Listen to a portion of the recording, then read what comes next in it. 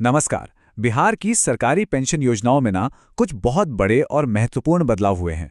तो अगर आप या आपके परिवार में कोई इन योजनाओं का फायदा उठाने की सोच रहा है, तो ये जानकारी आपके लिए बहुत जरूरी हो सकती है। चलिए, इसे आसान भाषा में समझते हैं।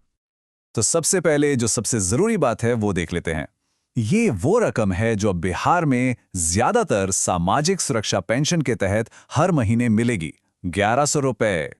और ये जो बढ़ोतरी है ना, ये सच में काफी बड़ी है। सोच कर देखिए, पहले जहां सिर्फ 400 से 500 रुपए प्रति माह मिलते थे, वहीं 2025 से ये रकम दोगुनी से भी ज्यादा, यानी कि 1100 रुपए हर महीने हो जाएगी। ये उन लोगों के लिए एक बहुत बड़ा सहारा है जो इस पर निर्भर हैं। तो सवाल ये उठता है कि आखिर ये जो बढ़ी हुई पेंशन है, इसका फायदा किसे किसे मिलेगा।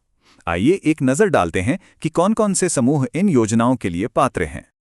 तो देखिए, यहाँ पर 4 मुख्य योजनाएं हैं। मुख्यमंत्री वृद्धजन पेंशन जो है वो 60 साल से ज्यादा उम्र के बुजुर्गों के लिए है। फिर है दिव्यांग पेंशन, ये उन लोगों के लिए है जिनकी विकलांगता 40% से ज्यादा है।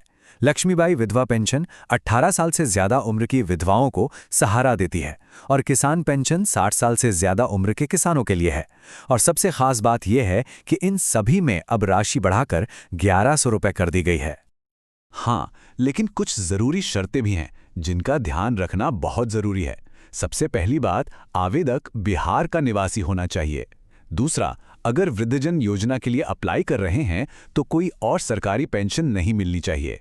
दिव्यांग योजना के लिए 40% या उससे ज्यादा का विकलांगता प्रमाण पत्र होना एकदम जरूरी है। और विधवा योजना के लिए पति का मृत्यु प्रमाण पत्र, और ये साबित करना होता है कि परिवार की आमदनी एक तय सीमा से कम है। अच्छा, तो अगर कोई इन शर्तों को पूरा करता है तो अगला कदम क्या है?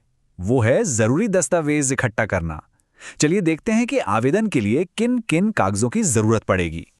तो आपको कुछ मुख्य दस्तावेज चाहिए होंगे, जैसे कि आधार कार्ड, बैंक पासबुक, एक नई फोटो, वोटर आईडी जैसा कोई उम्र का सबूत और निवास प्रमाण पत्र।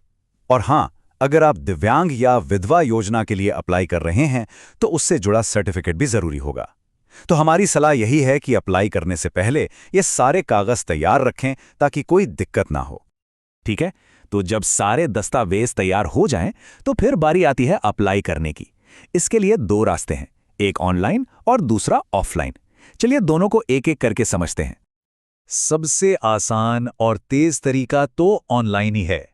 आपको बस ssps.bihar.gov.in पोर्टल पर जाना है। वहां अप्लाई फॉर पेंशन पर क्लिक करके आधार ओटीपी से खुद को वेरीफाई करना है। फिर फॉर्म में अपनी सही जानकारी भरनी है, डॉक्यूमेंट्स को स्कैन करके अपलोड करना है और सबमिट कर देना है। और हां, एक बात जरूर याद रखिएगा, जो रजिस्ट्रेशन नंबर मिलेगा उसे संभाल कर रखना है, वो आगे बहुत काम आएगा। अब मान लीजिए अगर किसी के लिए ऑनलाइन अप्लाई करना मुश्किल है तो घबराने की कोई बात नहीं, ऑफलाइन तरीका भी है। आपको बस अपने ब्लॉक या प्रखंड के सामाजिक कल्याण ऑफिस जाना है। वहां से मुफ्त में फॉर्म मिलेगा, उसे ध्यान से भरिए, सारे डॉक्यूमेंट साथ में लगाइए और वहीं जमा कर दीजिए। और सबसे जरूरी बात, जमा करने के बाद रसीद लेना तो बिल्कुल भी मत भूलिएगा। अच्छा, एक बार जब एप्लीकेशन जमा हो जाए तो उसके बाद आप घर बैठे ही उसका स्टेटस भी चेक कर सकते हैं। SSP MIS पोर्टल पर आप अपने आधार, बैंक खाते या रजिस्ट्रेशन नंबर से ये पता कर सकते हैं कि आपका आवेदन पास हुआ या नहीं, या अभी रुका हुआ है, या फिर किसी वजह से खारिज तो नहीं हो गया।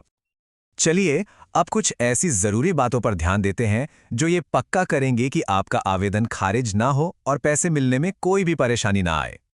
देखिए, ये शायद सबसे जरूरी बात है। आपका जो बैंक खाता है वो आपके आधार से जरूर लिंक होना चाहिए।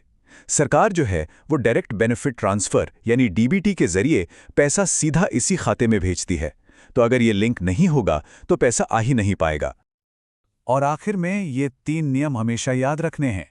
पहला, एक व्यक्ति सिर्फ एक ही सामाजिक सुरक्षा पेंशन ले सकता है। दूसरा, अगर कोई भी जानकारी गलत दी गई तो पेंशन रद्द भी हो सकती है। और तीसरा, पेंशन का पैसा आमतौर पर हर महीने की 5 से 10 तारीख के बीच खाते में आ जाता है। तो जाहिर है ये बढ़े हुए लाभ एक बहुत ही बेहतरीन कदम है। पर अब सोचने वाली बात यह है कि अगला कदम क्या हो। हम ये कैसे सुनिश्चित करें कि ये मदद बिहार के हर एक ज़रूरतमंद और पात्र व्यक्ति तक वाकई में पहुंचे?